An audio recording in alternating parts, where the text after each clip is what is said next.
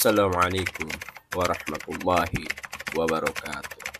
Sahabat Odeng Misteri dimanapun berada, kali ini Odeng Misteri kembali mengisahkan cerita yang sangat menarik. Kisah ini kami ambil dari segi sejarah, mitos, dan misteri.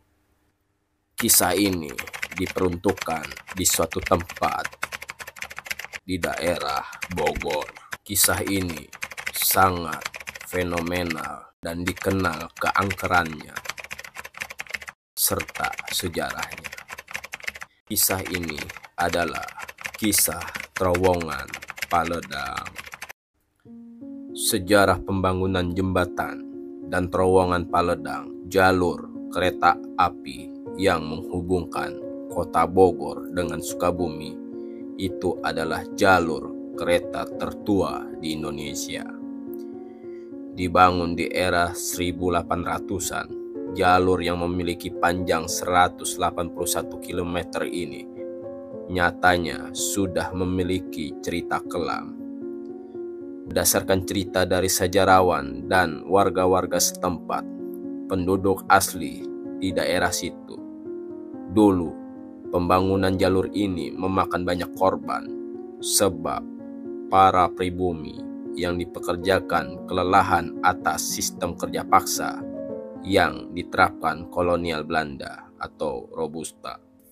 Namun pada akhirnya jalur ini menjadi salah satu urat nadi perekonomian pada zaman itu sebab modal transportasi kereta terbilang murah dan banyak diminati masyarakat.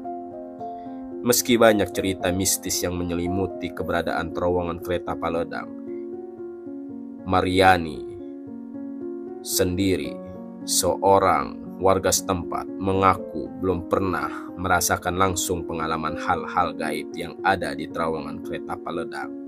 Namun cerita-cerita yang mengemuka di masyarakat adalah adanya penampakan dari hantu pemuda tanpa kepala yang selalu berkeliaran di sekitar pintu masuk terowongan. Terowongan yang memiliki panjang 10 meter itu, hantu-hantu tersebut mulai bermunculan setelah terjadinya kecelakaan hebat yang menewaskan belasan pemuda yang nekat menaiki atap kereta dari stasiun Bogor menuju Sukabumi.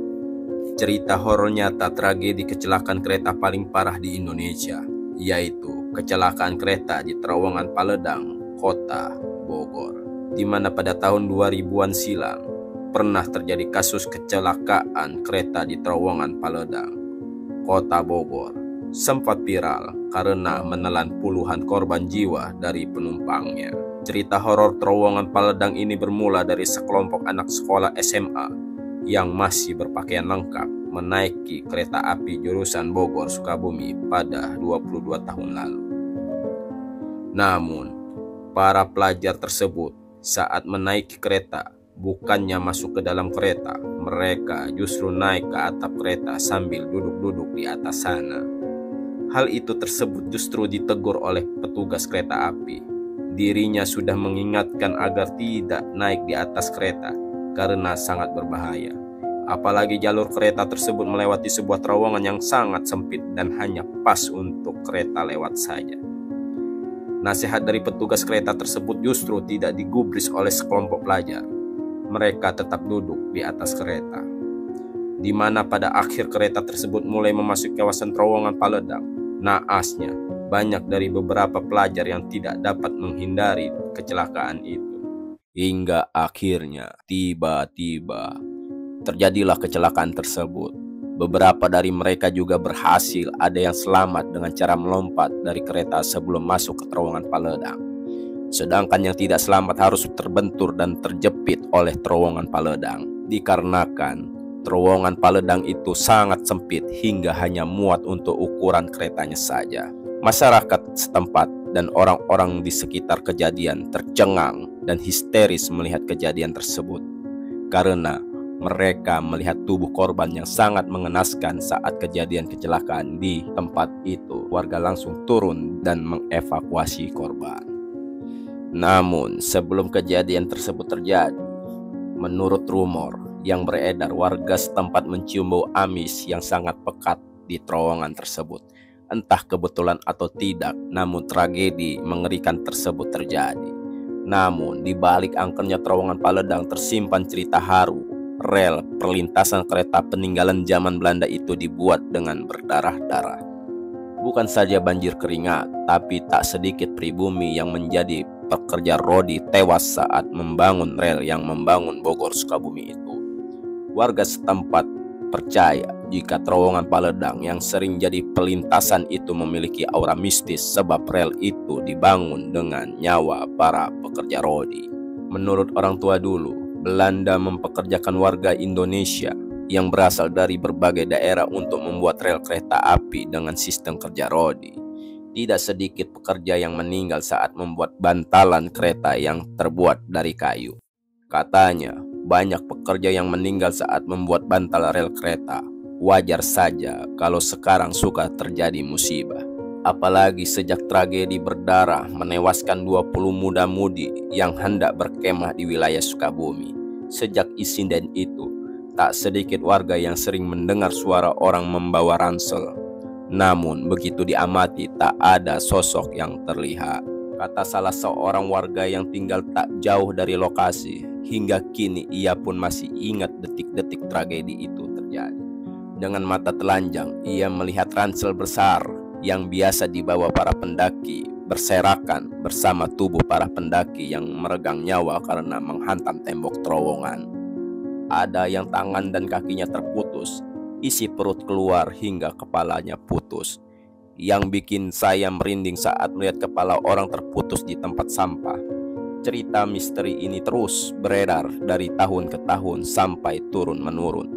Yang mana juga terowongan ini pada saat pembuatannya dilakukan di zaman kolonial yang saat itu Indonesia sedang dijajah ratusan tahun. Sungguh tragis kisah pembangunan terowongan dan pembangunan kereta ini hingga membuat lokasi itu terasa angker. Banyak dari beberapa media massa sampai konten kreator mencoba meliput di daerah itu. Memang benar, energi yang dirasakan para media dan YouTuber selalu ada interaksi dari makhluk astral. Tapi yang bikin aneh, penampakan makhluk astral di terowongan itu selalu terlihat sama orang yang bukan dari warga sekitar, justru dari warga luar. Banyak pengalaman mistis terjadi pada orang yang melintas di terowongan itu pada malam hari. Dengan berbagai macam gangguan dari suara merintih, menangis hingga menampakkan wujud yang menyeramkan. Dulunya tempat ini sebelum ramai, seperti sekarang ada saja kejadian kecelakaan di tempat ini. Dari kecelakaan kereta api sampai bunuh diri dengan melompat. Dan tak sedikit juga penemuan mayat pembunuhan yang jasadnya dibuang di dekat terowongan itu. Sehingga menambah suasana mistis dan menyeramkan. Sahabat Rumah Odeng dimanapun berada, demikian kisah tragedi terowongan Paledang yang dibangun di masa kolonial Belanda. Dengan cara pembangunannya banyak memakan korban jiwa dari pribumi. Betapa dahsyat kekerasan penjajah pada saat itu demi untuk kepentingan pribadi tanpa memikirkan nyawa orang lain. Dan itu yang membuat banyak cerita mistis beredar di halayak ramai. Kita sebagai bangsa Indonesia wajib mempertahankan warisan yang telah para pahlawan kita perjuangkan dengan cara menjaga dan tidak merusaknya. Adapun cerita mistis yang terjadi di tempat itu jangan menjadikan sandaran bagi kita, dan jangan kita takut kepada hal-hal yang seperti itu. Sesungguhnya Allah Subhanahu wa Ta'ala telah menyiapkan benteng perlindungan dalam diri kita dengan bersandar kepadanya.